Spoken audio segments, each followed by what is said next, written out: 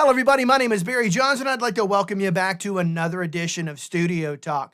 Joshua over at Stam Audio just sent me his new 500 series SSL bus compressor that is the next take, on their already popular SSL 19-inch rack bus compressor. Let's get to it.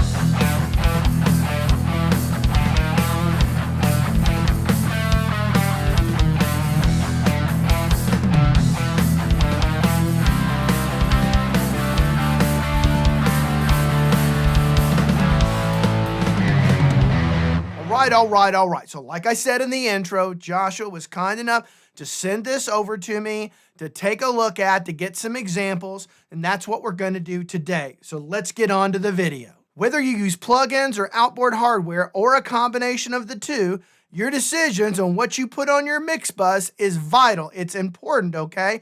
Before we get into the sound examples, let me do an overview of the 500 series unit first. Okay, so here we have the SA4000-5 Mark II that sells for $790. The following was taken from Stam Audio's website description of the unit. The SA4000-5 Mark II stereo bus compressor takes the already popular SA4000 rack mount stereo bus compressor. Then they made some improvements to the original design and finally packed it all into a 500 series chassis that gives you the most authentic recreation of the bus compressor that is found in the center console of the legendary G series mixing desk, The SA4000 Mark II stereo bus compressor gives you the same famous character, compression behavior, and frequency response as the original, and it does it at a fraction of the cost. The SA-202C is an identical discrete reproduction of the original VCA used on every single desk from the 80s. When you strap the SA4000 Mark II stereo bus compressor over your master bus, your mix will instantly glue together and sound more cohesive. Small adjustments will bring more punch, tightness, power, and size to your mix, all without sacrificing clarity. Simply put, your mixes will sound like a record should. All right, now I'm gonna go into the technical specs, and I'm gonna butcher most of this because I don't know what half of it is, but I'm gonna get into it anyway. Apparently it has two Stam Audio SA-202C discrete VCAs, which is a replica of the DBX202.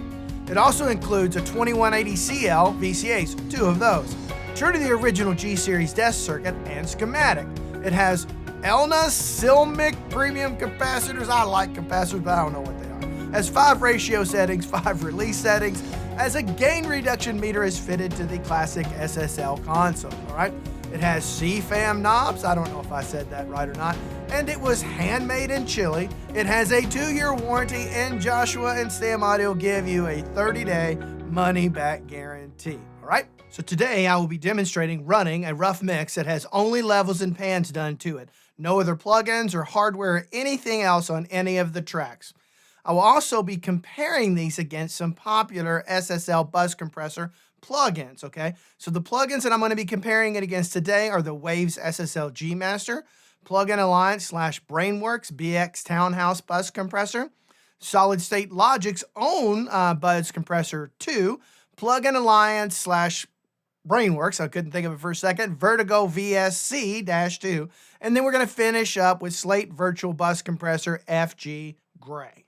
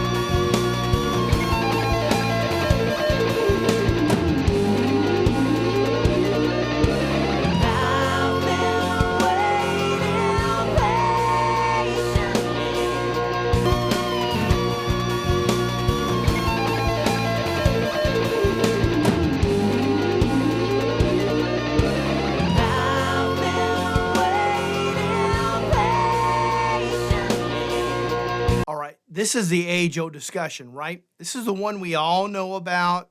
Half the time you want to ignore or choose not to ignore, at least some of you do. But this is really not as much a Stam audio thing as it is a hardware versus plug-in thing. Although the Stam audio did a great job, as I'm sure you've come to realize, right? And so when you think about hardware versus plug-in, I think on your master bus, it's actually really, really, really important.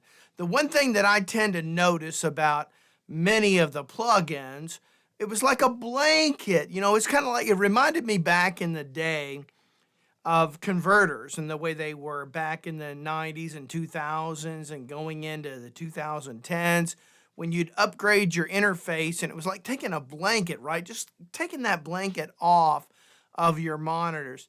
In many ways, that's what I sense when we do it with plugins to some degree, right? And so there's a clarity, there's a depth, there is a separation that, from my ears, cannot be done with a plugin versus hardware. I think your mix bus is probably the most important place where you're going to incorporate hardware into your workflow. Okay, I think it's the most important aspect. Next to that, I would say in your tracking. All right. And so, you know, what I heard here was SSL's MK2, their own version of their own bus compressor. Now, first of all, you got to understand, these are not all the same, right? These are not all modeled after the same things. I don't really care about that.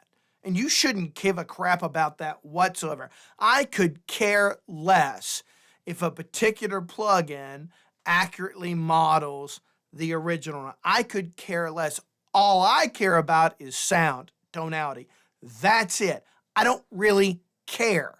And I think that's where so many people get wrapped up into their thought process on this, to where it totally clouds their judgment, okay? This is not about, does it accurately represent? Is it this going to give me the results I'm looking for? That and that alone is the only sense of measurement, period. That's why most of the reviews you see, they compare the actual unit to the original unit, which I think is completely and utterly pointless. What you've got to do is compare any unit against its competitors, right? And so, if I'm full disclosure here, I'm only comparing the hardware against plugins, right? Hardware against hardware, it's a different discussion altogether, right? I think the Stam Audio SSL unit sounds freaking fantastic. That's my personal opinion. Are there other hardware units out there that do it just as good, if not better, or just as good, if not worse? Yes. And that's where you've got to make a comparison. You have to make a judgment call about, financially, does this make sense for you or not? You know, and so on your mix bus, in my personal opinion, that's an area where you don't focus on plug-in versus hardware. You simply just go hardware, okay? And so especially on a bus compressor, it's so freaking important. It affects every decision you make, okay? So do I think Stam Audio did a great job with this bus compressor? I absolutely do. It destroyed all the plugins. The only plugins that actually came close to it are the Brainworks plugins and, quite frankly, the Slate. SSL and Waves, I think, are utter crap compared to analog. I don't think they're crap. I think they're just crap compared to analog, okay? And crap's a hard word, and I understand that. They're just not as good. Let me just say that. There's a muffled thing to what they do, like that blanket over the speakers effect, where you don't have the air and the dynamics and the clarity that you do with hardware. These are things that you have to consider, okay? I think both of the Brainworks, I think the Vertigo probably did a better job than the Townsend, but I think they're not that far off. I think the Slate actually did a pretty good job, okay? But none of them, and I repeat, none of them, in this guy's opinion, was able to give the depth and the clarity and the air to it the way the hardware can. And I think that's what's going to invoke your decision as far as what you're going to do going forward in your studio, right? And so these are the things that you need to consider. So if you like the things I talk about on this channel, do me a favor, hit that like button, that subscribe button, that notification bell. You know when I got a new video out. I'm gonna be honest with you. This video kind of kicked my butt a little bit because I'm in transition away from Avid and going into some other applications and stuff.